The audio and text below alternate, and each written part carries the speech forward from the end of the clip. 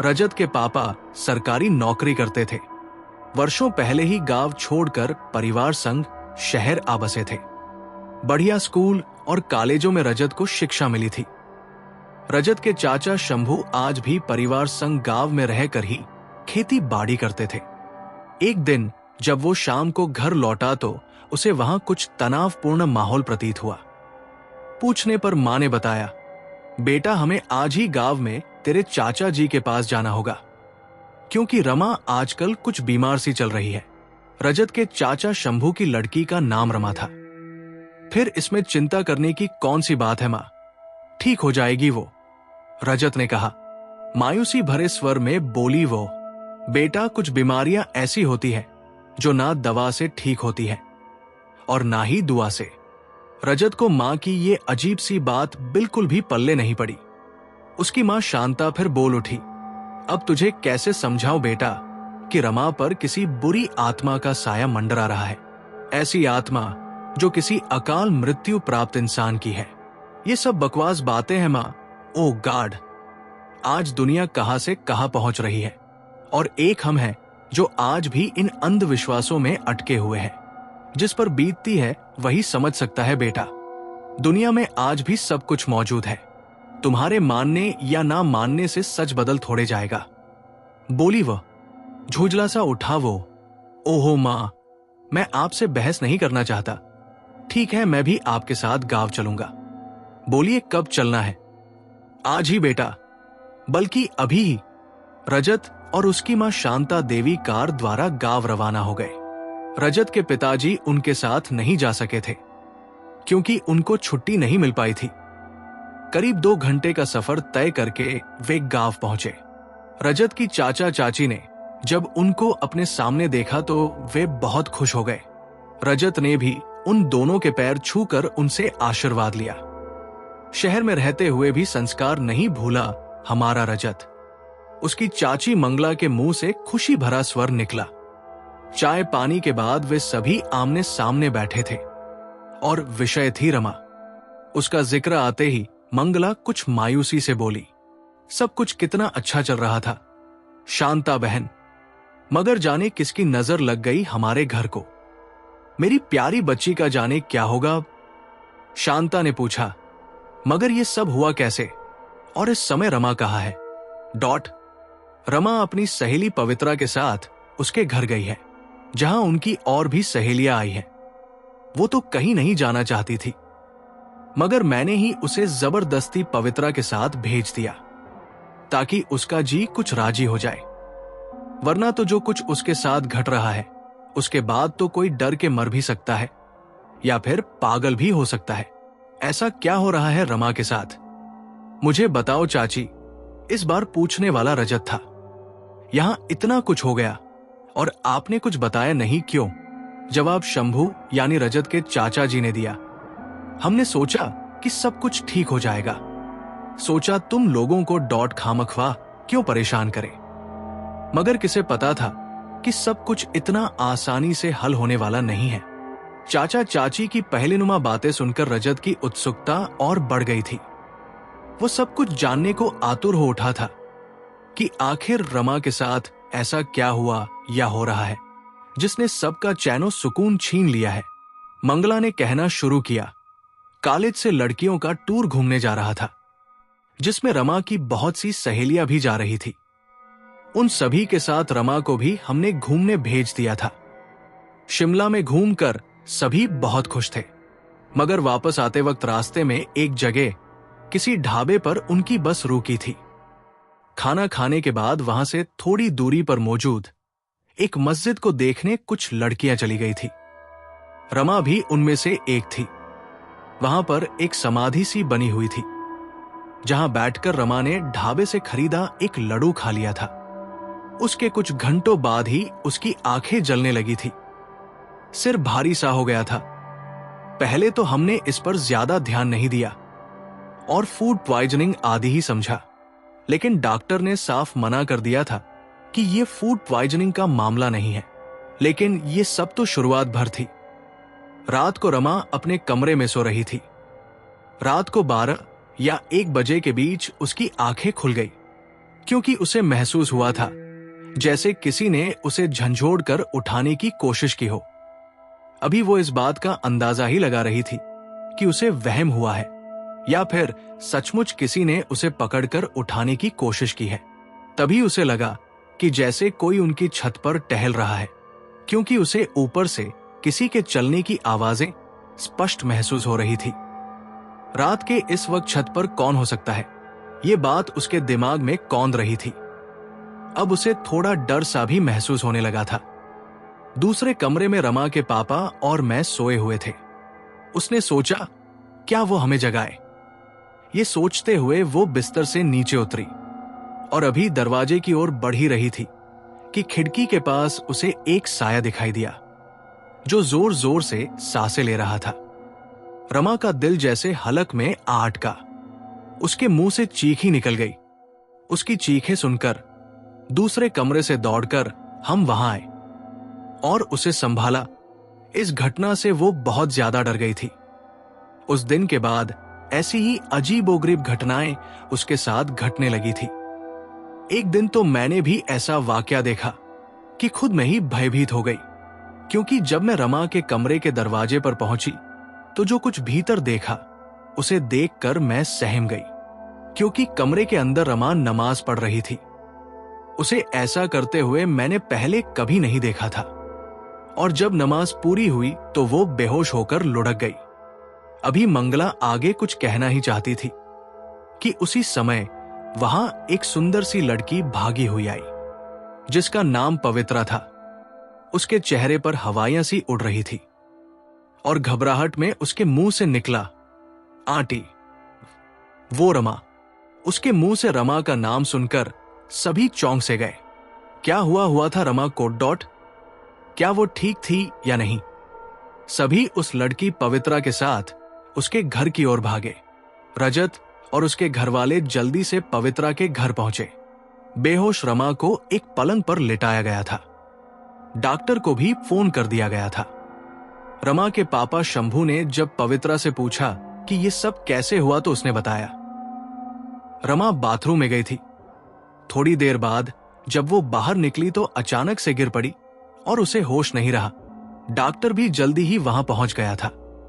उसने चेकअप करके बताया कि डरने की जरूरत नहीं है। थकान और कमजोरी के कारण वो बेहोश हो गई है। इंजेक्शन और कुछ दवाई देकर वो चले गए।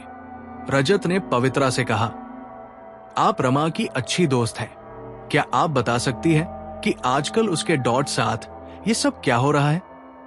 क्या वो किसी तनाव आदि से तो नहीं गुजर रही है, या फिर सचमुच कोई दुष्ट आत्मा उसे परेशान कर रही है? पवित्रा ने उसे एक तरफ चलने को कहा। रजत उसके साथ घर की छत पर चला गया। पवित्रा ने रजत से कहा, मैं और रमा एक मनोचिकित्सक से भी मिल चुके हैं, मगर कोई फायदा नहीं हुआ। मेडिकल साइंस के मुताबिक उसे मानसिक कारणों से ये सब हो रहा है। आपको इस बारे में क्या लगता है पवित्रा जी? ये सब क्या है? पवित्रा ने कहा, जहां तक मैं जानती हूं, पवित्रा को जो कुछ हो रहा है उसका कारण मानसिक तो हरगिज नहीं हो सकता। ये कोई दुष्टात्मा है जो उसके पीछे पड़ी हुई है और इसका इलाज कोई पैरानॉर्मल विशेषज्ञ ही कर सकता है। पवित्रा की बातों से रजत भी सहमत नजर आ रहा था। हालांकि वो इन सब में आज से पहले विश्वास नहीं रखता था, मगर अब उसे भी लगने लगा था कि रमा के साथ घटने वाली घटनाएं साधारण नहीं थी। रजत ने पवित्रा का धन्यवाद किया। इस पर उसने कहा, इसमें धन्यवाद की कोई जरूरत नहीं है रजत। रमा मेरी सबसे अच्छी दोस्त है। मैं हर हाल में उसके साथ खड़ी हूं। रजत उससे प्रभावित हुए बिना नहीं रह सका। उसने पवित्रा की तरफ दोस्ती का हाथ बढ़ाया। पवित्रा ने मुस्कुराते हुए उससे हाथ मिलाया। कुछ समय बाद रमा को होश आ गया था। उसे लेकर सभी वापस घर आ गए थे। कुछ समय बाद रजत ने अपने एक दोस्त रमन को फोन मिलाया और किसी तांत्रिक का पता पूछा, क्योंकि रमन भूत प्रेतों पर विश्वास करता था और एक बार उसने बताया था कि उसके छोटे भाई को भी इसी तरह की समस्या हुई थी जैसी आज रमा के साथ हो रही है। उसने अपने भाई का इलाज किसी तांत्रिक से करवाया था। रमन ने शाम तक उसका पता और फोन नंबर देने का वादा किया। जब रमा कुछ सामान्य सी हुई तब रजत ने उसे पूछा, तुम्हें क्या हुआ था रमा? तुम अचानक बेहोश कैसे हो गई थी? रमा ने बताया, जब मैं बाथरूम से बाहर निकल रही थी तब मुझे ऐसा लगा जैसे किसी ने पीछे से मेरे कंधे पर हाथ रखा हो। मैं एकदम बहुत डर गई और उसके बाद मेरी आंखों के सामने अंधेरा सा छा गया। बाद में क्या हुआ मुझे नहीं पता, लेकिन मैं इतना जरूर जानती हूं कि कोई है जो मेरा पीछा करता है, मुझे बार बार अपनी मौजूदगी का एहसास करवा रहा है। उसकी बात सुनकर कहा रजत ने, तुम चिंता मत करो रमा, सब कुछ ठीक हो जाएगा। बस तुम अपने आप को थोड़ा मजबूत रखना, क्योंकि डर इंसान को कमजोर बना देता है। रात का खाना खाकर सभी अपने अपने कमरे में चले गए थे। रात के 10 बज रहे थे, मगर रजत को बिल्कुल भी नींद नहीं आ रही थी। उसके दोस्त रमन ने तांत्रिक से बात कर ली थी और कल ही रमा को वहां ले जाने का कार्यक्रम बना लिया था। सहसा उसे आभास हुआ कि उसके कमरे के सामने से कोई गुजरा है और रमा के कमरे की ओर गया है। अभी इस घटना को कुछ ही मिनट गुजरे थे कि उसके कानों में किसी आदमी के हंसने की आवाज पड़ी। वो जल्दी से उठा और रमा के कमरे की ओर चल पड़ा। रमा के कमरे के दरवाजे से उसन जब अंदर झांका तो उसे कुछ ऐसा दिखाई दिया कि उसके कदम कमरे के भीतर खींचते चले गए। रमा बेड के बीचों बीच बैठी हुई थी, उसकी पीठ दरवाजे की ओर थी। रजत उसके पीछे जाकर खड़ा हो गया। उसने देखा कि रमा के हाथ में कागज और पेन थे। वो कागज पर कुछ लिख रही थी। जब लिखे हुए पर रजत की नजर पड़ी तो वो चौंक गया, क्योंकि वो उर्दू भाषा में कागज पर कुछ लिख रही थी। रजत जानता था कि रमा को उर्दू बिल्कुल नहीं आती थी। फिर ये सब कैसे संभव हो सकता है कि वो उर्दू भाषा लिख डाले? रजत अब उसके सामने जाकर खड़ा हो गया। उसने देखा कि रमा के बाल बिखरे हुए हैं, आंखें अंगारों सी लाल हो रही थी। वो अपने काम में इतनी मगन थी कि उसने रजत की तरफ कोई ध्यान नहीं दिया। ये सब देखकर रजत ने उसे पुकारा, इतनी रात को क्या लिख रही हो रमा? मगर अब भी उसने रजत की ओर देखा तक नहीं। अब रजत ने उसके कंधे पर हाथ रखते हुए कहा, रमा तुमने मेरी बात का जवाब नहीं दिया। अब उसने गुस्से से रजत की ओर नजर उठाकर देखा। उसके तेवर कुछ ऐसे थे कि वो कुछ सिहर सा उठा। उसे यूं महसूस हुआ कि जैसे रमा उसे पहचानती ही ना हो। मैं रमा नहीं हूं बच्चे। अचानक उसके मुंह से एक भारी मर्दाना आवाज निकली, बल्कि उसकी मौत हूं। मैं इसको अपने साथ ले जाकर रहूंगा। उसके मुंह से यह सुनकर डर गया रजत। होश में आओ रमा, ये तुम क्या कह रही हो? फिर से गुर्राई वो। मेरे और इस लड़की के बीच ना ही आओ तो ठीक रहेगा, वरना इसका अंजाम भुगतने के लिए तैयार रहना। अब रजत वहां से बाहर निकला और जाकर चाचा चाची को जगाया। वे दोनों रजत के पीछे पीछे रमा के कमरे की तरफ चले, मगर जब सभी वहां पर गए तो हैरान रह गए, क्योंकि वो अपने कमरे में नहीं थी। घर के सारे कमरों में जाकर वे तीनों रमा को ढूंढने लगे। बाहर लान में खड़े रजत को एक परछाई सी नजर आई।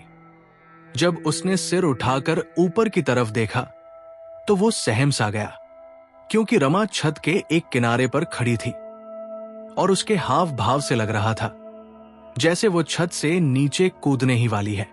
रुक जाओ रमा, चिल्लाया रजत। मगर उसके चीखने पर रमा ने कोई ध्यान नहीं दिया।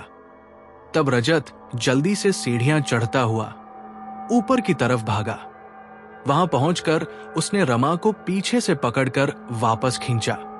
पीछे पीछे शंभू और मंगला भी वहां पहुंच चुके थे। ऐसा लग रहा था जैसे कोई अदृश्य ताकत उस पर हावी थी, जो उसकी जान लेना चाहती थी। किसी तरह उसे पकड़कर नीचे लाया गया, मगर रास्ते में ही वो फिर से बेहोश हो गई थी। बाकी की रात सभी ने उसके पास बैठकर काटी। रजत ये सोच सोच कर सिहर उठता था कि अगर उसकी नजर छत पर खड़ी रमा पर नहीं जाती तो पता नहीं क्या अनर्थ हो जाता। अभी वो ऐसा कुछ सोच ही रहा था कि उसकी नजर बेहोश रमा पर गई और वो चौंक दौड़ पड़ा। क्योंकि रमा का चेहरा काला पड़ चुका था और बेहोशी की हालत में भी उसके मुंह से एक गुर्राहट सी निकल रही थी। अगले दिन सुबह 10 बजे के बाद रमन अपने साथ एक तांत्रिक को लेकर रजत के चाचा के घर आ पहुंचा था। काले रंग के कपड़े पहने हुए था वो। उम्र 45 के आसपास रही होगी। लंबी दाढ़ी मूंछों में सफेदी झलक रही थी। माथे पर बड़ा तिलक लगा रखा था उसने। रमा को अब तक होश नहीं आया था। तांत्रिक ने पूरे घर का एक डॉट चक्कर लगाया, कुछ बुदबुदाते हुए जगह जगह अभिमंत्रित जल छिड़का। उसके बाद बेहोश रमा के दाएं हाथ की अनामिका उंगली को पकड़कर दबाया और आश्चर्यजनक रूप से रमा ने एकदम से आंखें खोल दी। उसके होश में आते ही तांत्रिक ने उसके मुंह पर भी वो अभिमंत्रित जल छिड़क दिया। ऐसा करते ही रमा एकदम से उठकर बैठ गई और उस तांत्रिक की ओर कहर भरी नजरों से देखने लगी। ये सब देखकर उसकी मां मंगला और रजत की मां शांता डर रहे थे। रजत और रमन भी धड़कते दिलों से तांत्रिक की कार्यवाही को देख रहे थे। सभी के मन में यही सवाल था कि क्या रमा ठीक हो पाएगी? कौन है तू? चल नाम बता अपना। तांत्रिक ने उसके गुस्से की परवाह किए बिना गरज कर पूछा। जवाब देने के बजाय रमा के मुंह से मर्दाना आवाज में फिर से हंसी सुनाई दी। ये देखकर एक और खड़ी हुई उसकी सहेली पवित्रा भी दहल उठी। तांत्रिक ने फिर से उसकी अनामिका उंगली को पकड़कर जोर से भींच दिया। रमा के मुंह से चीख निकल गई। अब भी वही भारी आवाज थी। बोल तू कौन है और इस लड़की के पीछे क्यों पड़ा हुआ है? तांत्रिक ने फिर से उससे सवाल किया। चिल्लाते हुए रमा ने कहा, तेरी इतनी औकात नहीं है डॉट कि तू मुझसे सवाल जवाब कर सके। भाग जा यहां से वरना तुझे पछताने के सिवा कुछ हासिल नहीं होगा। दहाड़ा तांत्रिक भी। अपने हौसलों को इतना मत बढ़ा ए दुष्टात्मा। कहीं ऐसा ना हो कि मैं तुझे जहन्नम की आग में ही ना झोंक दूं। ये कहते हुए उसने एक लकड़ी सी सुलगाकर उसका धुआं फूंक मारकर रमा की ओर कर दिया। वो धुआं रमा के मुंह पर जाते ही उसने एक झुरझुरी सी ली और वो इधर उधर अपने सिर को झटकने लगी। सिर के बाल बिखर गए थे जिससे वो बड़ी भयावह लग रही थी। एकाएक वो रोने लगी। अब की बार उसके गले से जो आवाज निकल रही थी वो रमा की ही थी। रोते हुए कहा उसने, मुझे बचा लो पापा, वो मुझे नहीं छोड़ेगा। तांत्रिक ने अब उसकी उंगली छोड़ दी और उस पर वो धुआं करना भी बंद कर दिया। ठीक उसी पल जैसे बिजली सी चमकी। रमा के दाएं पैर की जोरदार लात तांत्रिक की छाती पर पड़ी और वो चीखता हुआ दूर जा गिरा। रमा के चेहरे पर शैतानियत नाच रही थी और मुंह से वही मर्दाना ठहाके गूंज रहे थे। ये भयानक दृश्य देखकर पवित्रा डरकर वहां से भाग गई। ठोकर इतनी जबरदस्त थी कि तांत्रिक के मुंह से खून बह रहा था। वो करहाते हुए उठा और साफ कह दिया, इस दुष्टात्मा से पार पाना मेरे वश की बात नहीं है, क्योंकि ये कोई साधारण रूह नहीं है। ये बहुत शक्तिशाली है। अगर जल्दी ही इस पर काबू नहीं पाया गया तो ये रमा पर पूरी तरह हावी हो जाएगी और रमा का कमजोर शरीर ये सब सहन नहीं कर पाएगा। अब वो तांत्रिक वहां एक पल भी नहीं रुका, मगर जाते जाते वो एक ऐसी भभूत अवश्य दे गया जिसे बेकाबू हुई रमा को बेहोश किया जा सके। भभूत द्वारा उसे बेहोश कर दिया गया और एक बार सभी फिर से चिंतित हो उठे थे। उनके द्वारा किया गया हर उपाय निष्फल होता जा रहा था। क्या रमा कभी ठीक भी हो पाएगी डॉट? ये सवाल सभी को बेचैन कर रहा था। रजत घर की छत पर कुर्सी डालकर बैठा था। उसका मन बहुत बेचैन था। रमा पर कब्जा जमाए उस आत्मा का कोई तो इलाज होगा। इसी बेचैनी में वो खोया हुआ था। तभी उसके कानों में पवित्रा की आवाज पड़ी, क्या मैं यहां आ सकती हूं रजत? ख्यालों से बाहर निकलते हुए उसने देखा कि सबसे ऊपर वाली सीढ़ी पर पवित्रा खड़ी है। हाँ हाँ क्यों नहीं, आओ पवित्रा, रजत के मुंह से निकला। वो भी एक दूसरी कुर्सी पर रजत के निकट ही बैठ गई। मैं तुम्हें कुछ बताना चाहती हूं जो मैंने सबसे छिपाया है। पवित्रा की इस बात से चौंक सा गया रजत। ऐसा क्या बताना चाहती है पवित्रा? आखिर क्या छिपाया है उसने? ऐसे कई सवाल रजत के जहन में घूमने लगे थे। पवित्रा ने कहना शुरू किया, जब उस मस्जिद के पास हम सब बैठकर लड्डू खाना चाहते थे तो एक मैले कुचैले से कपड़े पहने हुए आदमी ने अचानक से वहां आकर हमसे कहा, यहां बैठकर कुछ भी ऐसा मत खाओ जिससे यहां रहने वाली आत्मा तुम्हारे पीछे पड़ जाए। ये बताते हुए उसकी आंखें जैसे शून्य पर टिकी हुई थी। उसकी बात सुनकर सब लड़कियां हंसने लगी। लड़कियों का ये व्यवहार देखकर वो आदमी गुस्से में भरकर बोला, मूर्ख लड़कियों, भाग जाओ यहां से, वरना बहुत पछताओगी। उसके बाद किसी लड़की की हिम्मत नहीं हुई कि वहां बैठकर कुछ खा सके, मगर रमा ने कहा कि वो इन सब बकवास बातों पर यकीन नहीं करती। ये कहकर उसने वहां बैठकर लड्डू खा लिए। कहते हैं कि दुष्ट आत्माएं मीठा खाए हुए आदमी की तरफ बहुत जल्दी आकर्षित होती हैं। उस दिन से ही रमा की जिंदगी नरक बन गई है। काश रमा उस आदमी की बातें मान लेती तो शायद आज हमें ये दिन नहीं देखने पड़ते। ये सब बताते हुए पवित्रा बहुत उदास नजर आने लगी थी। उसकी बातें ध्यानपूर्वक सुन रहे रजत ने उसे कहा, जिसके पास तुम जैसे अच्छे दोस्त हो उसका शैतान भी कुछ नहीं बिगाड़ पाएगा। क्या मैं भी तुम्हारा दोस्त बन सकता हूं? पवित्रा ने कहा, रमा हरदम तुम्हारी बहुत तारीफ करती थी। उसकी नजर में तुम दुनिया के सबसे अच्छे भाई हो। मुझे भी खुशी होगी आप जैसा दोस्त पाकर। दोनों ने आपस में हाथ मिलाए। अब पवित्रा ने रजत से विदा ली। जाते वक्त जब उसने पीछे मुड़ के देखा तो रजत को भी अपनी ओर देखते हुए पाया। ये देखकर वो थोड़ा मुस्कुराई और वहां से चली गई। रात का गहन अंधकार चारों ओर फैल चुका था। रमा को अब भी होश नहीं आया था। शंभू, मंगला और शांता अपने अपने कमरों में सोने के लिए चले गए थे। रजत रमा डॉट के पास ही एक कुर्सी पर बैठा हुआ था। लगभग 10 बजे तक वो जागता रहा, मगर उसके बाद उसकी आंखें नींद से बोझिल होने लगी। वो कुर्सी पर लेटे हुए ही सो गया। उसके सोने के कुछ देर बाद ही रमा ने अपनी आंखें खोली और इधर उधर का निरीक्षण सा करने लगी। उसके हाव भाव कुछ ठीक नहीं लग रहे थे। वो बिस्तर से उतरकर अंगड़ाई लेने लगी। एक नजर उसने सोए हुए रजत पर डाली और कमरे से बाहर निकल गई। इसके 10 या 15 मिनट बाद ही पूरे मकान में एक चीख गूंजती चली गई। चीख इतनी तेज थी कि रजत भी एकदम से जाग गया। जागते ही सबसे पहले उसकी नजर रमा के बिस्तर की ओर गई, जहां पर रमा नहीं थी। हड़बड़ा कर वो कमरे से बाहर भागा। बाहर निकलते ही उसकी नजर अपने चाचा शंभू पर पड़ी। अब दोनों मिलकर रमा को ढूंढने लगे। किसी अनहोनी की आशंका से दोनों के दिल तेज तेज धड़क रहे थे। ढूंढते हुए जब रजत किचन में पहुंचा तो हैरान रह गया। सामने फर्श पर रमा पड़ी हुई थी। उसकी कटी हुई कलाई से खून बहकर फर्श को लाल कर रहा था। उससे थोड़ी दूरी पर चाकू पड़ा हुआ था। दोनों ने भागकर उसे संभाला और डॉक्टर को जल्दी से फोन मिलाया। डॉक्टर ने इंजेक्शन लगाया और रमा के हाथ पर पट्टी भी बांध दी।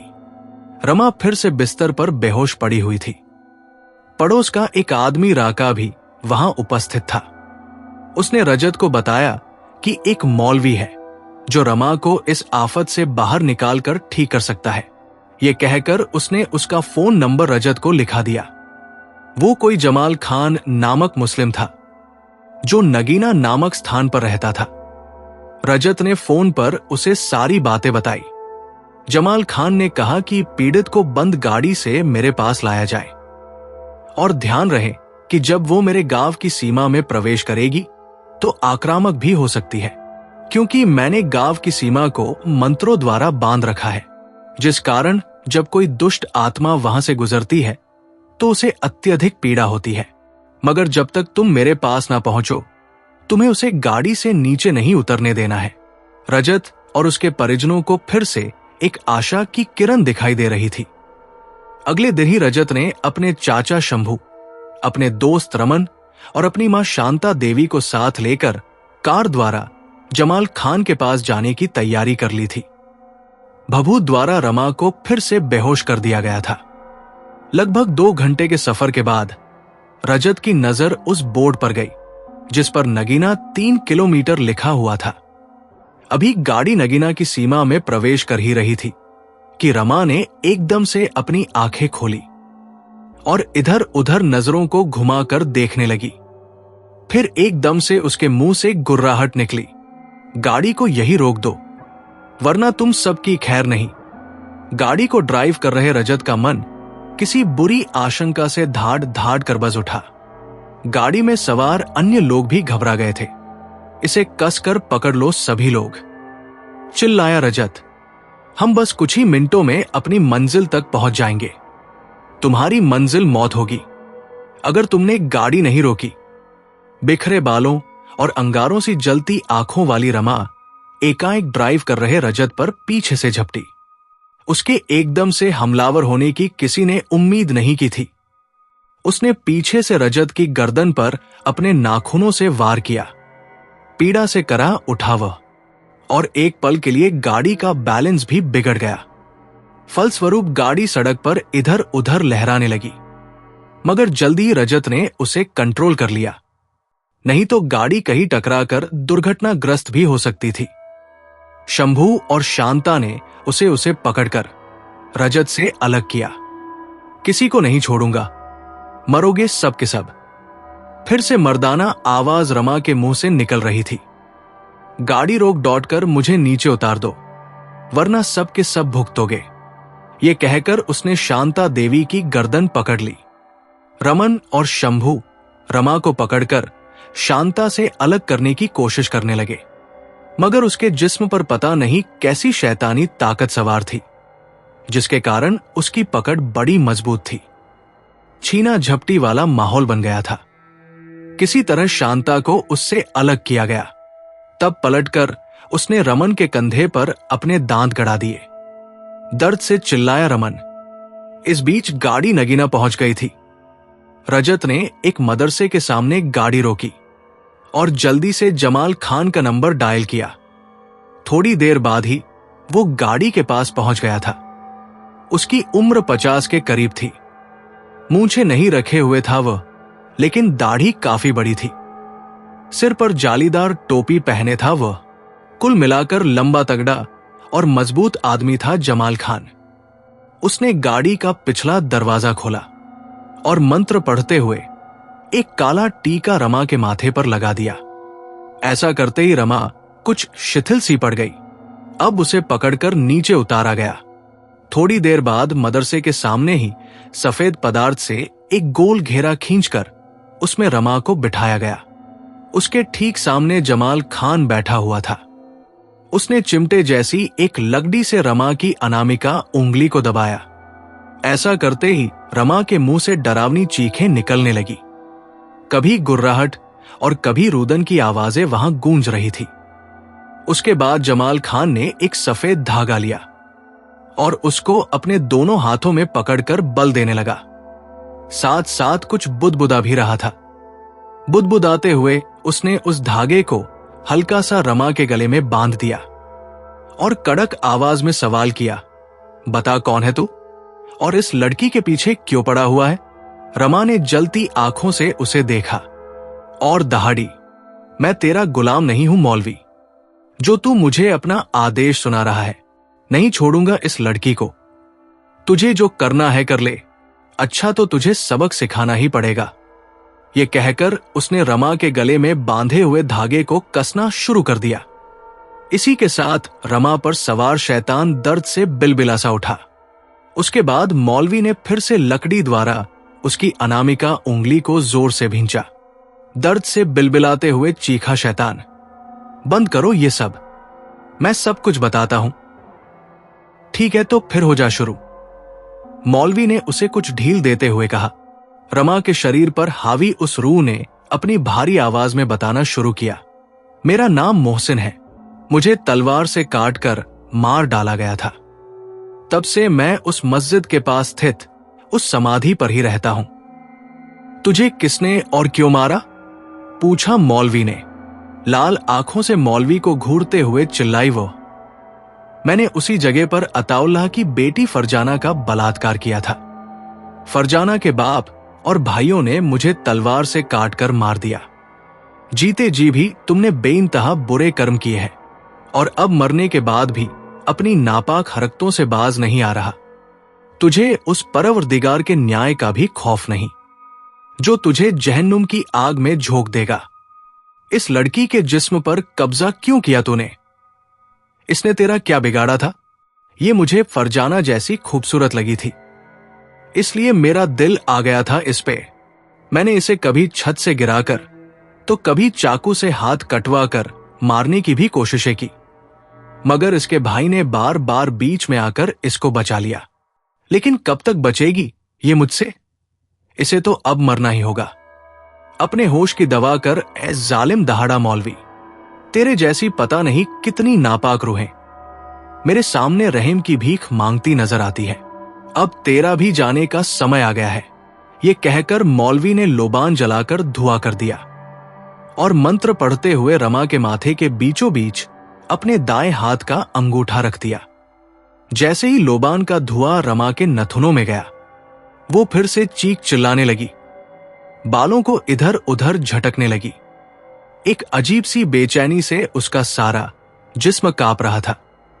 आखिरी बार उसके मुंह से चीखें निकली और वो उसी घेरे में लुढ़क गई। मौलवी ने अपने हाथ में एक किताब ली और जोर जोर से कुछ पढ़ने लगा। रमा का जिस्म कांप सा रहा था और फिर एक तेज झटका खाकर वो शांत सी हो गई। ये सब देखकर शंभू ने घबराकर मौलवी से कहा, ये क्या हो रहा है रमा को? कहीं उसे कुछ हो ना जाए। मौलवी ने कहा, इसे सता रही शैतानी रूह का कब्जा अब इसके शरीर पर नहीं रहा है। अब ये बिल्कुल ठीक है। थोड़ी देर बाद ये उठ जाएगी। दोस्तों, ये कहानी यही खत्म होती है। तो कहानी कैसी लगी कमेंट में बताएं।